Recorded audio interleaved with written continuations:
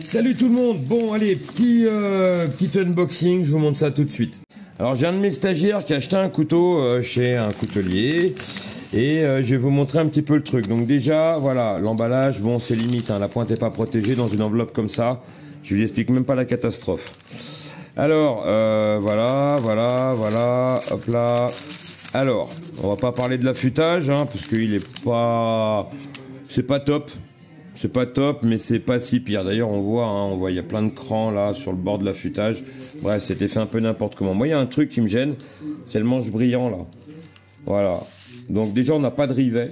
Alors ça, c'est un piège, les gars. Achetez pas un couteau s'il n'y a pas de rivet à l'intérieur. Et puis on voit, hein, c'est sale. C'est très sale. Il a fait couler de la résine dessus, histoire de dire, voilà, j'ai protégé le bois, mais au toucher, c'est dégueulasse. Et puis voilà. Ensuite. Alors, voilà, ça, c'est dégueulasse aussi, malheureusement.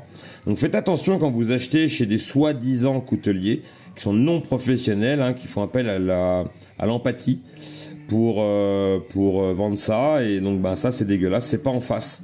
Donc ça, c'est pas grand-chose à reprendre, hein, mais maintenant que c'est bourré de résine dégueulasse, ben, moi, je peux pas le reprendre, ça. Voilà, donc là, c'est pareil, hein, regardez les facettes. Là, ça manque de la résine à des endroits.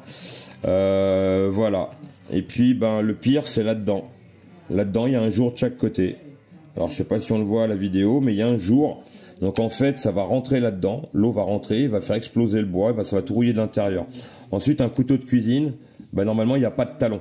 Donc, voilà, quand on est un vrai coutelier, ça, on le prend en compte et on fait pas de ricasso. Bon, on voit, hein, il n'y a aucun maîtrise de l'émouture. Là, c'est pas top. Là, c'est bof.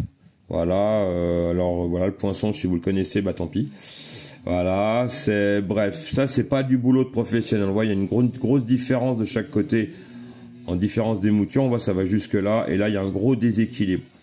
Donc là, je vais reprendre le tranchant, c'est exceptionnel. Je reprends pas le tranchant d'une pièce comme ça. Ça devrait pas être vendu. Ça s'est vendu 110 balles aux enchères, pendant que l'autre il couinait sur des enchères. Je vais pas vous donner le nom parce que voilà, on va pas lui faire de la pub. Mais ça, c'est du boulot de gougnafier, c'est pas du boulot de coutelier. Voilà. Donc ce coutelier-là a 2 ans et demi de travail, a priori. Alors pas à plein temps, hein. Je crois que ça fait que 6 mois qu'il est à plein temps. Mais moi, je vais vous parler de Jérémy Puchard, que je vous ai fait une vidéo lorsqu'il était à Berny Forge. Ce gars-là a 2 ans de travail et fait des pièces 100 fois plus belles, 100 fois plus abouties. Faire du couteau, les gars, c'est une science, c'est un métier. Si on vous fait une voiture avec 3 roues différentes, ça va pas le faire.